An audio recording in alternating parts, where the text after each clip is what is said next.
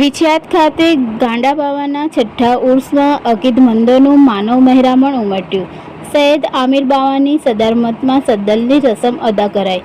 કોલવણથી સદલનું જુલુસ નીકળતા સમગ્ર વિસ્તારમાં આસ્થાનો માહોલ છવાયો. વાગરા તારીખ 13 જુલાઈ.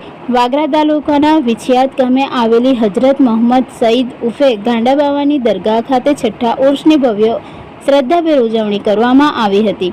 ઉર્સ નિમિત્તે વિછિયાત, કોલવણા, વડોદરા, ડભોઈ સહિત આસપાસના તેમજ દૂર દૂરના વિસ્તારોમાંથી મોટી સંખ્યામાં અકીદમંદો અને સાદાતે કિરામ ઉપસ્થિત રહ્યા હતા.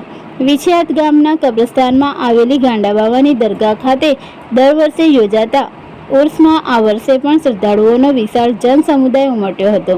કોલવણા ગામે મોહમ્મદ ગણીમલના ખેતરેથી સદલનું ભવ્ય જુલુસ નીકળ્યું હતું, જે દરગાહે પહોંચ્યા બાદ કર્ણાટકના ગુલબર્ગા શરીફથી ખાસ પધારેલા ગાંડા બાવાના પીરો મુર્શદ હજરત હસન શાહ કાદરી ઉર્ફે બચ્ચુ બાવાના પૌત્ર સૈયદ આમિર બાવાની સદારતમ સદલ ચડાવવાની રસમ અદા કરવામાં આવી હતી. આ પ્રસંગે જોન્ટી બાવા, સૈયબ બાવા, ગાદીન નસીર, તોકીર બાવા, મુસીર બાવા, હુસેન બાવા, ઇકબાલ ઉર્ફે મુન્ના બાવા, આમુદવાલા, સાજિદ બાવા સહિત અનેક સૈયદ સાદાતોએ ઉપસ્થિત રહી ઉર્સની રોનક વધારી હતી.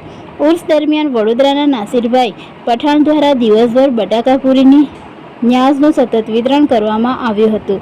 સાંજના સમયે મોટી સંખ્યામાં ઉપસ્થિત અકીદમંદોમાં ન્યાઝ તકસીમ કરવામાં આવી હતી. સેકન્ડો શ્રદ્ધાળુઓએ દરગાહે હાજરી આપી દુઆઓ માંગી અને ગાંડા બાવા પ્રત્યેની પોતાની અતૂટ આસ્થા વ્યક્ત કરી હતી.